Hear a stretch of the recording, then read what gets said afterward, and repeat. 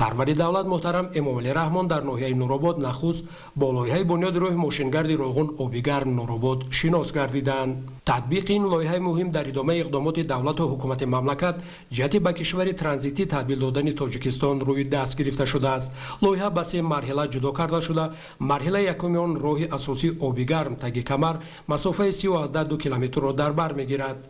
ضمن معرفی لایحه اطلاع داده شد که در این مرحله ساختمان نقب‌های قندک با درازه 1.6 کیلومتر و قرغاش 1.7 کیلومتر، بنیاد 5 پل نو، تجدید یک پل، 28 ایستگاه پیاده‌رو با مساحت 14860 متر مربع و گذاشتن علامت‌های راه با درازه 102.5 کیلومتر پیش بینی شده است. مبلغ گذاری مرحله یکم 178.1 میلیون دلار را تشکیل می‌دهد که 110 میلیون گرانت بانک آسیایی رشد، 40 میلیون قرض فوند سازمان کشورهای صادرکننده نفت، 28.1 میلیون دلار سهم حکومت جمهوری تاجیکستان میباشد. امروز ساختمان راه автомобилгарди آبیگرم نورآباد آغاز گردید. این زمان در قطعه یک کارهای آمادگی برای سفربر نمودن تکنیک و تجهیزات‌های ساختمانی رفته ایستاده است. پودرچی قطعه یک شرکت خطایی خونان راو بریج کانستراکشن گروپ می باشد. نظارت کارهای ساختمانی را شرکت های مشترک ترکیه و ژاپن CTI و تیملسو می برند. این زمان در انشاءات کارهای آمادگی رفته ایستادن سفربر نمودن تکنیک و تجهیزات ها، ساختمان شهرچه ساختمانچیان و دیگر کارها نسبت این قطعه رفته ایستادند. مرحله دوم لایحه از 44.10 کیلومتر راه اساسی تگی کمر نورآباد و از 45 کیلومتر راه بین دهوی عبارت بوده با راه نو اساسی پیوست می شود.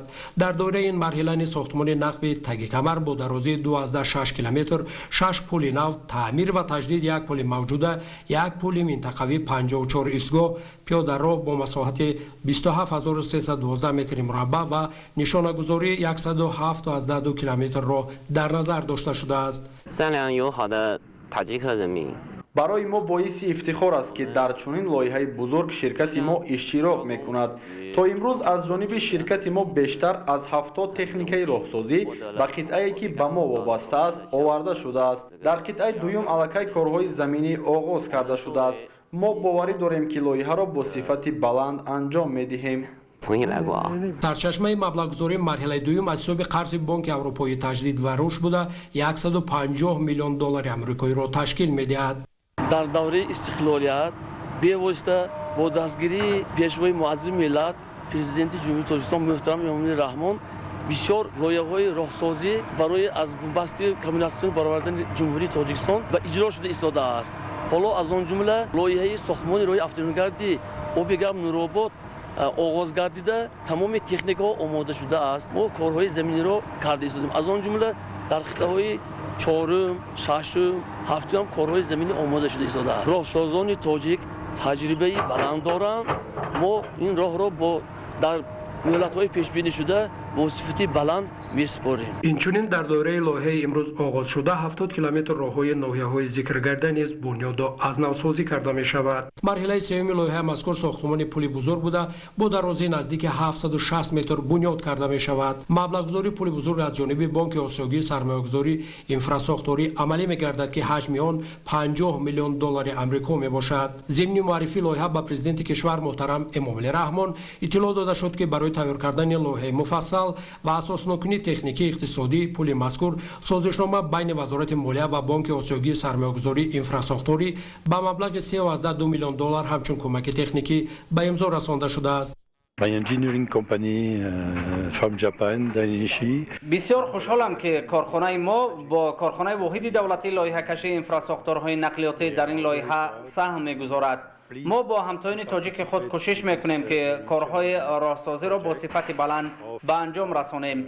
تا این دم شرکت های پیمانکار جلب شدند و کارها با سرعت عملی گردیده ایستاده است. تحقیقات ها الکی در بعضی قطعه های راه به راه مانده شده است و تکنیک و ماشینالات ضروری راهسازی برای انجام با صفت کارها سفربر گردیدند. дар маҷмӯъ дар доираи амалӣ кардани лоиҳа 3.4 миллиард сомонӣ сарф карда мешавад. ҳамчунин тамоми васоити техникии роҳсозӣ ки иборат аз мошиналоти пешрафта мебошанд ба маҳалли сохтмони асосӣ дастрас гардидааст. сарвари давлат муҳтарам эмомалӣ раҳмон пас аз шиносиёи пурра бо ҷараёни татбиқи лоиҳа дар ҳамин ҷо бо бардоштани парда аз болои санги рамзӣ ба корҳои сохтмонӣ роҳи мошингарди Роғун Обигар Нуробод расман оғоз бахшиданд. президенти кишвар муҳтарам эмомалӣ раҳмон ба муносибати оғози бунёди боз як иншоот барои кишварамон бузург дар назди сокинон ва меҳмонони ноҳияи Нуробод суханронӣ карданд. сарвари давлат нахуст кули сокинони водии Рашт, вилояти мухтори Кӯҳистони Бадахшон ва ҳамаи ҳозиринро ба муносибати оғози корҳои сохтмонӣ дар ин роҳ ки боз як иқдоми нек дар раванди бунёдкориву созандагӣ ба ифтихори 30-солагии истиқлоли давлатии ҷумҳурии Тоҷикистон ба шумор меравад табрик карданд. таъкид гардид ки ҳадафи давлату ҳукумати ҷумҳурии Тоҷикистон аз бунёди инфраструктураи нақлиётӣ дар минтақаи Рашт аз он иборат аст ки рушди соҳаҳои мухталифи ноҳияҳои водӣ ва вилояти мухтори Кӯҳистони Бадахшонро аз тариқи роҳи алтернативӣ таъмин ва дар ин замина даҳҳо ҳазор ҷойи кории нав таъсис ва сатҳу сифати зиндагии мардум боз ҳам баланд бардошта шавад. президенти кишвар муҳтарам эмомалӣ раҳмон дар идомаи суханронӣ таъкид доштанд ки бунёди роҳи мошингари Ваҳдат Роғун Нуробод Рашт Лахш бо дастгирии шарикони руш ҳанӯз соли 2005 оғоз гардида дар доираи лоиҳаҳои сармоягузорӣ беш аз 310 километр роҳҳои дорои аҳамияти байналмилаливу ҷумҳуриявӣ ва 138 километр роҳҳои маҳаллӣ ба маблағи умумӣ 1.9 миллиард сомонӣ сохта ба истифода дода шудааст.